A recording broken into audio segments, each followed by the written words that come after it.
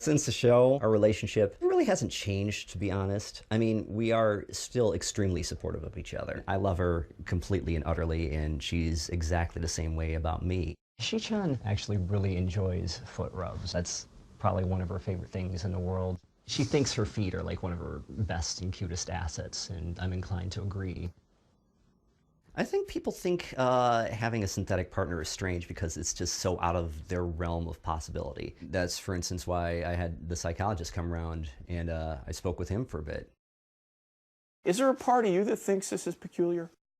I just think it's a matter of time before more people are choosing the synthetic option. Dave, she can't see. Yeah. And she can't hear. Yes. So one of the most fundamental elements of an addiction is it provides relief from pain. Yes. What's the pain here? The pain, I would have to say, would be loneliness, really. It makes you feel good. Mm-hmm. And it's fulfilling for you. Exactly. And it doesn't hurt anyone. Exactly. So knock yourself out. Yes. I get it. The relationship I have with Shi-chan is for my happiness. You know, if I play along and pretend that she can see, she can hear, that sort of thing, well, if that's what makes me happy, you know, that's what makes me happy. So I really see no reason to change.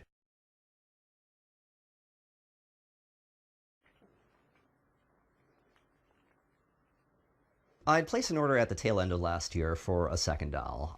Her name's going to be Elena Vostrokova. Shidori is the wife. Elena is the live-in girlfriend. It'll be a modern family. What's going on, fellas? I had an episode of A Strange Life, a TV show. I don't know, might have been on Discovery or TLC. My Life with a Doll, and I found a smaller segment of the show, and that's what I put at the beginning of this video. I wanted to critique this guy because he's a black dude with a sex doll, and I mean, I'm not going in on him like that, but he looks like a Milli Vanilli reject. And, you know, he lives at home with his parents. I don't recall a woman ever saying to me, you know, one of the things I really like about you is that you live at home and you're over 30. I ain't hear that too many times.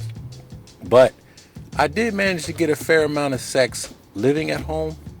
Women will give you sex if they find you attractive enough, but they just won't be with you long term. I'm one of those guys who's actually lucky enough to look better with his clothes off. Straight up. But I can't say, I mean, I'm sure that's not true for this guy. But the sad part about it is he really believes he's in a relationship with this inanimate object, this sex doll here. He's even named it. I think he named her Shinwan or something like that. It's funny how black men even choose non-black sex dolls. The sex doll looked to be Asian to me. That's the thing. Black women are so undesirable that I didn't see any black sex dolls, to be honest with you. I just didn't see any. I didn't. Maybe it's because there isn't a market of a lot of black men that want to do this. But nonetheless, the full episode of the show I linked in the description box for you guys to look at it if you so choose. And I think it was 4 guys. But anyway, 2 of the guys had girlfriends. But all of the guys look like somebody that wouldn't be able to attract somebody attractive. And it's funny how female jealousy is so deep.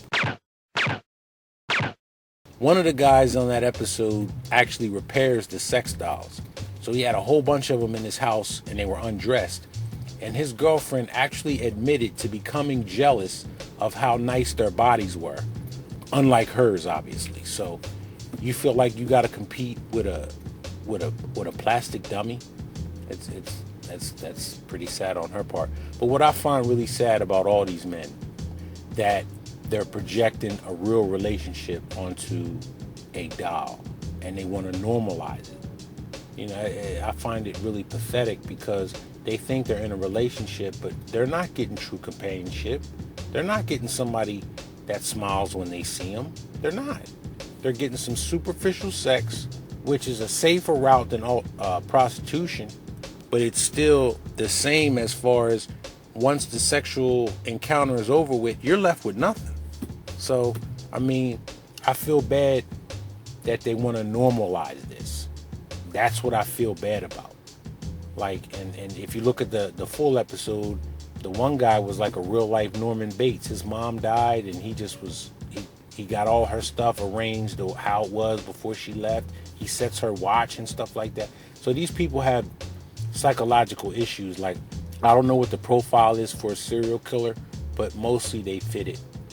And one thing one of the other guys said, not this dude here, but a guy said, you know, human relationships are just temporary.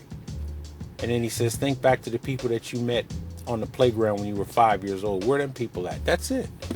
The people that I've known throughout my life, I can't reach out but to maybe a handful of them and call them up to be like, yo, man, how you doing?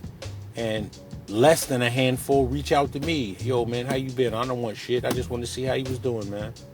So they're not getting anything. They're really not. But the other side of the coin, you know, these women ain't gonna love you for you anyway. Not to say you're better off with a sex doll, but you're not better off thinking that you're gonna find a life partner past a certain age. Like another gem that they dropped.